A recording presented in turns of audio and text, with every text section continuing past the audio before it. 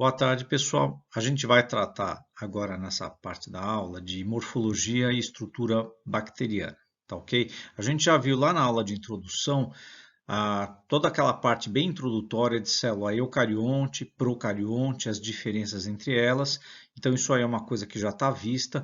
Eu já vou partir direto para a célula procarionte, que é o assunto da aula de hoje.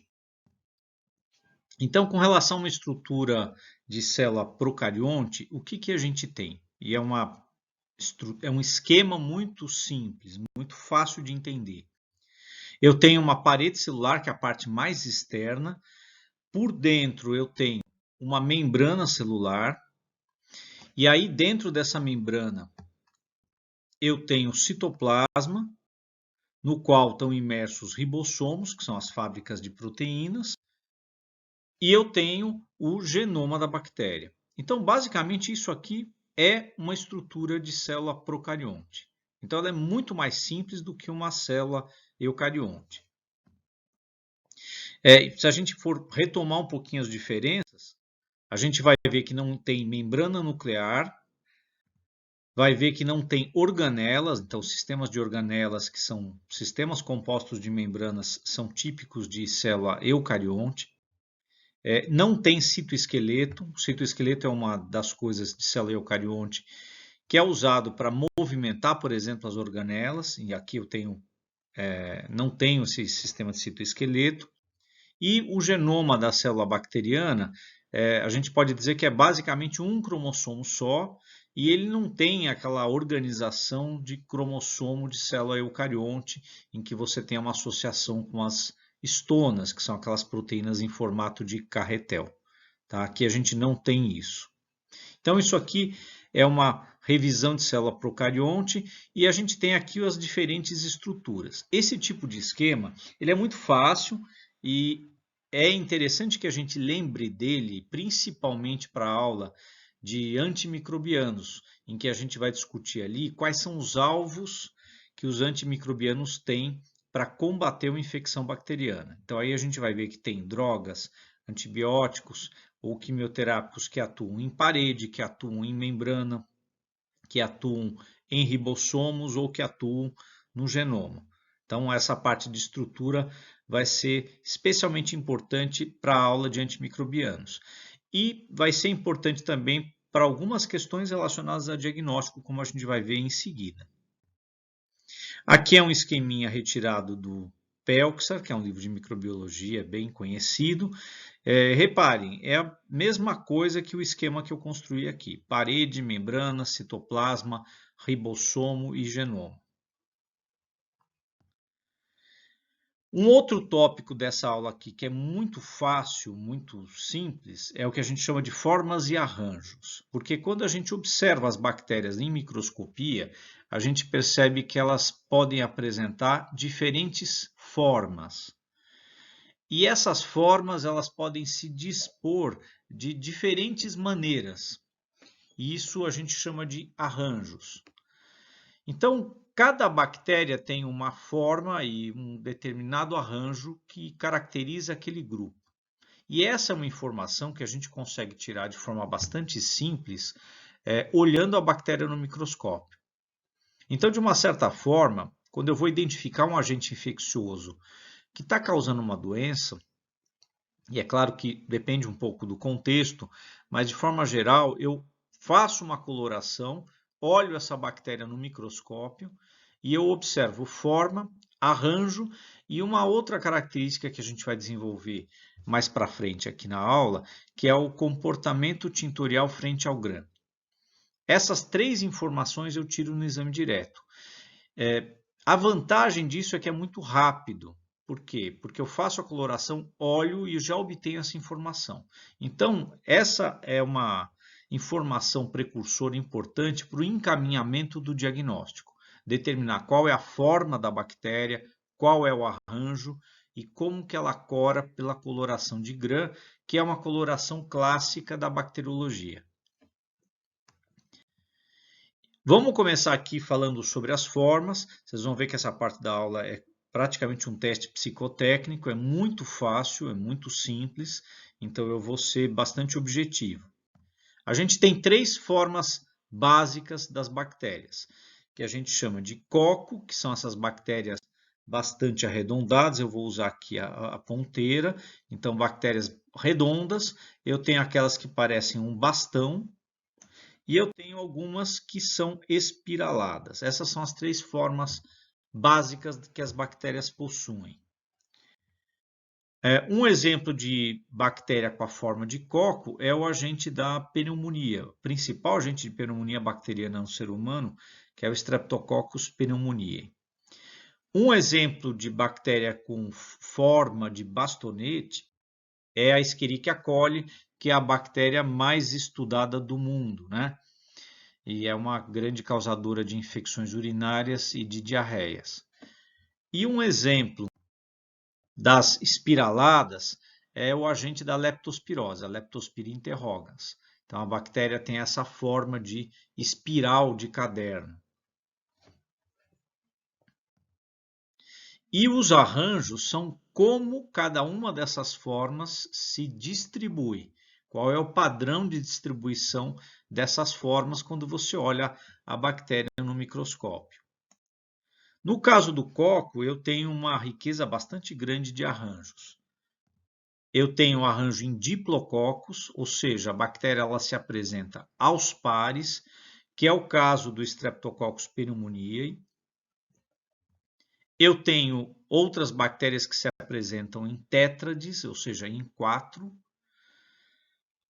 Outras bactérias se apresentam como se fosse um cubo em 8 bactérias, que a gente chama de sarcinas. E os dois arranjos mais importantes são os arranjos em cadeia, que a gente chama arranjos em Streptococcus. Tá? E aqui eu poderia citar o Streptococcus pyogenes, que é um grande causador de infecções, e o arranjo em cacho de uva, que a gente chama de Staphylococcus, que é esse que está aqui embaixo, em que você vê os cocos arranjados como se fosse um cacho de uva, né? Todos agrupados aí num grumo de bactérias. Exemplo, Staphylococcus aureus, que é, além de um patógeno importante, é um causador de intoxicações alimentares das mais frequentes que a gente tem aqui no Brasil.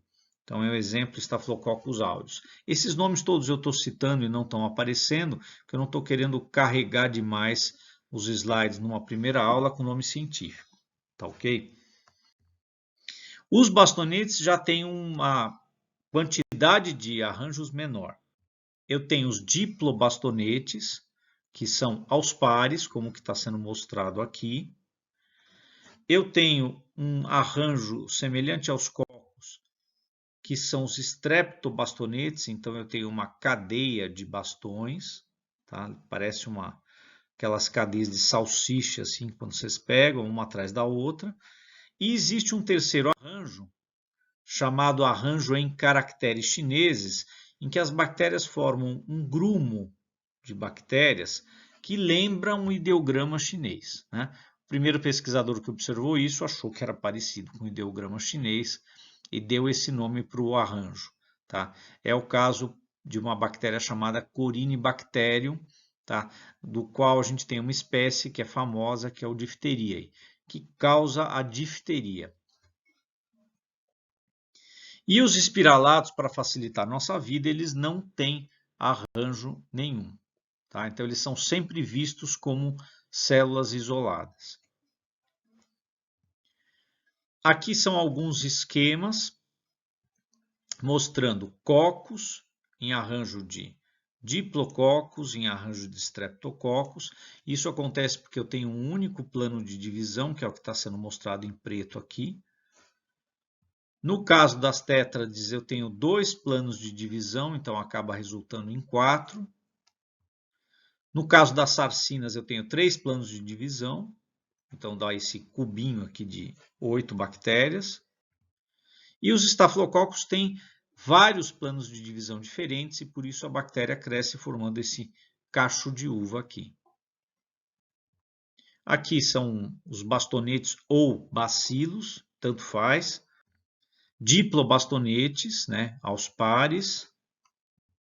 streptobastonetes em cadeia. E aqui eu tenho uma morfologia um pouquinho diferente, que é um bastonete, mas ele é um bastonete meio encurvado, parecendo uma vírgula. A gente acabou dando um nome especial para ele e chamando de vibrião. Tá? É o caso do agente do cólera. Tá? Ele é uma bactéria que tem essa morfologia aí. Os espiralados ou espiroquetas, como está sendo mostrado aqui no slide. E aqui é uma imagem mostrando cocos corados em roxo. A gente já vai ver que isso significa que eles são gram-positivos, em arranjo de cacho de uva. Essa aqui é uma lâmina minha mesmo. E vocês percebem um monte de bolinha roxa agrupada, lembrando realmente um cacho de uva, né? Então, esse aqui é um típico Staphylococcus.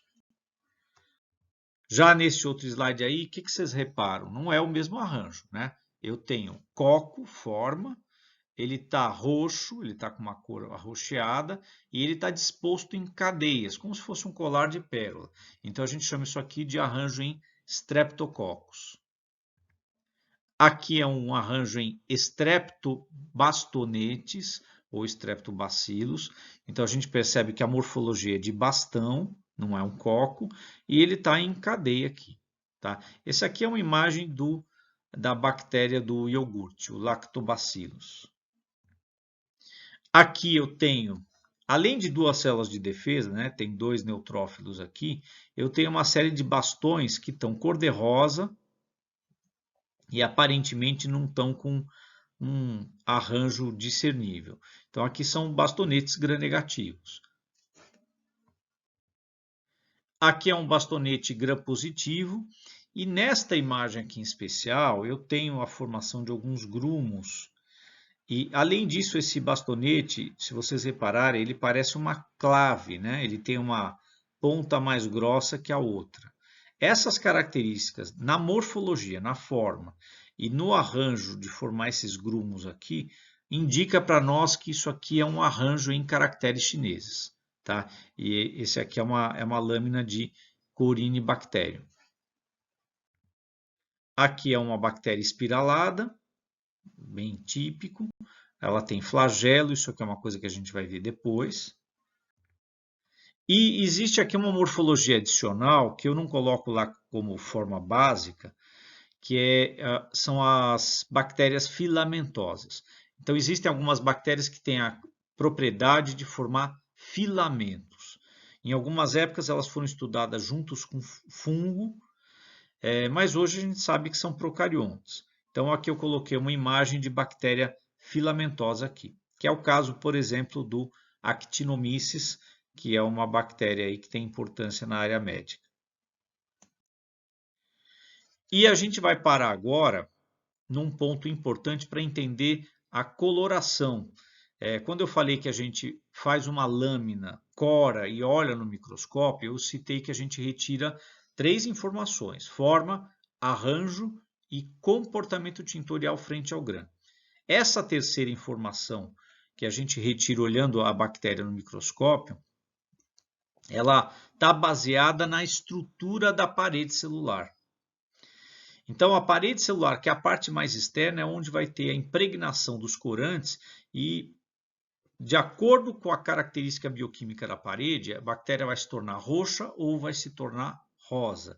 Essa aqui é uma das informações mais clássicas que a gente tem na bacteriologia, né? A gente vê essa informação, inclusive, em bula de antibiótico. Você pega a bula e está lá discriminado que aquela droga atua melhor contra gram-positivos ou contra gram-negativos. Então, é uma informação muito importante e muito onipresente aí dentro da bacteriologia. A parede celular, que é a parte mais externa das bactérias, que vai sofrer a impregnação pela coloração de gram, e aqui eu coloquei o esqueminha da coloração, né? Tem vários aqui, várias etapas, mas a gente pode dizer basicamente o seguinte: só existem dois corantes, o violeta de genciana, que tem a cor roxa ou violeta, e a fucsina, que tem a cor rosa-choque ou fucsina, né? Os outros aqui não são corantes. O Lugol ele funciona como um mordente, ele fixa o corante anterior, que é o violeta. O álcool acetona é um descorante, tá? E o resto são lavagens e secagem. Então eu só tenho 2 corantes. As bactérias que têm uma estrutura de parede de gram positivo vão impregnar pelo violeta e aquelas que têm uma estrutura de gram negativo vão impregnar pela fucsina. Tá? E que estrutura que é essa? É algo que a gente vai ver agora. Tá? Aqui as 2 paredes, gram positivo ficando roxo, gram negativo ficando rosa. Tá? Para ninguém esquecer, estou usando cores, ó, neurolinguística, né? Para ninguém esquecer aqui a coloração que elas adquirem. E aqui nesse slide a gente tem parede de gram positiva e parede de gram negativa. Tá? A parede da gram positiva ela é composta de uma camada grossa de uma substância chamada peptídeo glicano. Esse peptídeo glicano é um componente típico de bactéria, a gente não encontra isso no reino animal, e inclusive isso é algo que vocês vão ver na imunologia, ele é um PAMP, né? É um padrão molecular associado a patógeno, que é algo que a gente consegue reconhecer com os nossos fagócitos. Então as gram-positivas têm bastante peptídeo glicano. Já as gram-negativas, as gram-positivas têm ácido teicoico também e outros componentes, tá? Que compõem a parede. Na gram-negativa, eu tenho uma camada fininha de peptídeo glicano, tá? E mais externamente, que está representado aqui nessa capa branca, eu tenho lipoproteínas, tenho lipopolissacárides, que a gente representa como LPS, e eu tenho alguns fosfolípides. Então, basicamente, nessa camada mais externa da bactéria, eu tenho muito lipídio. Isso vai ser importante para a coloração de gram. Esse esqueminha aqui, também é retirado do Pelczar, ele mostra como é que acontece a coloração de 2 bactérias, uma gram-positiva e uma gram-negativa. Eu acho ele bem didático. Então, se a gente observar, estão aqui as 2 sem cor nenhuma, porque elas não foram coradas. Quando eu jogo o violeta de genciana, que é um corante roxo, ele impregna nas 2, tanto a gram-positiva quanto a gram-negativa. Jogo o Lugol. O Lugol, como a gente disse, é um mordente. Ele vai fixar o violeta. Então, as 2 continuam roxas depois. Se eu parasse a coloração aqui, as 2 estariam roxas. Eu conseguiria enxergar as bactérias, mas eu não conseguiria fazer distinção entre uma parede e outra. E aí é que vem uma etapa que é crucial, que é o álcool acetona, ou só álcool, que serve como um descorante. Quando eu jogo o álcool acetona, a parte mais externa da gram-negativa é cheia de gordura, de lipídios. Então, esses solventes, eles arrancam esses lipídios, eles esburacam meio que a parede da gram-negativa e o corante violeta que estava lá sai. Então, o que acontece é que a gram-negativa, ela descora. A gram-positiva, ela não tem esses lipídios, ela é feita só de peptídeo glicano. Quando você joga álcool acetona, você até ajuda a fechar os poros dessa parede e reter o violeta. Então ela permanece roxa. Nesta etapa aqui, eu já consigo dizer quem é gram positivo e quem é gram negativo. Né? Quem continua roxo é gram positivo, quem perdeu a coloração roxa é gram negativo. Mas é claro que é ruim de enxergar a bactéria sem cor. Então a gente usa a fucsina como um corante para dar esse contraste. A fucsina penetra na gram negativa e cora de rosa. E aqui na gram positiva, a fucsina entra muito pouco, os poros estão fechados e a bactéria, na verdade, ela já está roxa, já está escura. Então não faz muita diferença. Então, ao final da coloração aqui, eu vou ter bactéria gram positiva roxa, bactéria gram negativa cor-de-rosa. Esse aqui é um slide mostrando o esqueminha das paredes. Aqui embaixo eu tenho membrana, está igual nas 2. Aqui é a parede da gram positiva. Essas trabéculas em verde são o peptídeo glicano, então reparem que é uma camada grossa. Tem aqui ácido teicoico e outros componentes. Na gram-negativa, o peptidoglicano é essa fininha camada que está aqui, e por cima eu tenho essa camada adicional que tem uma série de componentes com lipídios, que é o que vão ser retirados com solventes. Então, nessa aula aqui, o ponto importante é esse, para a gente conseguir entender a coloração de gram. Né? O álcool acetona ou só o álcool, ele emulsifica essas gorduras, ele retira essas gorduras e ajuda a liberar o corante que estava ali. Então, ele descora as gram-negativas. Aqui é um outro esquema também do Pelxa, mostrando aqui peptidoglicano, membrana, citoplasma, e aqui é a mesma coisa, né? Citoplasma, membrana, o peptidoglicano verdinho e a camada mais externa. Essa aqui é a gram-negativa e essa é a gram-positiva. Tem todo um descritivo aqui da bioquímica da parede, que para nós nessa aula aqui não vem ao caso, tá? O que me interessa mais é que vocês compreendam essa questão do porquê que uma cora em roxo e porquê que outra cora em rosa. Isso é algo que está relacionado à estrutura da parede.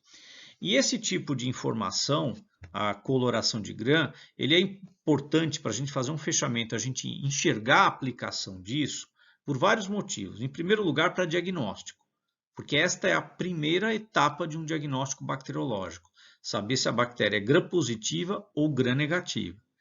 Segundo, existem algumas drogas antimicrobianas que funcionam melhor em gram-positivo do que em gram-negativo e vice-versa. Então, eu conhecer que bactéria é importante. E terceiro, existem algumas considerações sobre sensibilidade e resistência dessas bactérias no meio ambiente, que está eventualmente relacionado com o fato da parede celular ser de gram-positivo ou ser de gram-negativo. Então, esse tipo de informação não é informação de rodapé de livro, é uma informação extremamente importante. Né? Minha sugestão é vocês pegarem bula de antibiótico e ler a bula, que lá vai estar citado qual que é a aplicação daquela droga, e vocês vão ver os grupos de gram-positivos e gram-negativos ali citados. Tá? Então, isso encerra a aula de hoje, é uma parte bastante básica, bastante simples, tá certo? Na aula síncrona, a gente vai poder tirar as dúvidas e responder a testagem. Tá ok, pessoal? Até lá, então.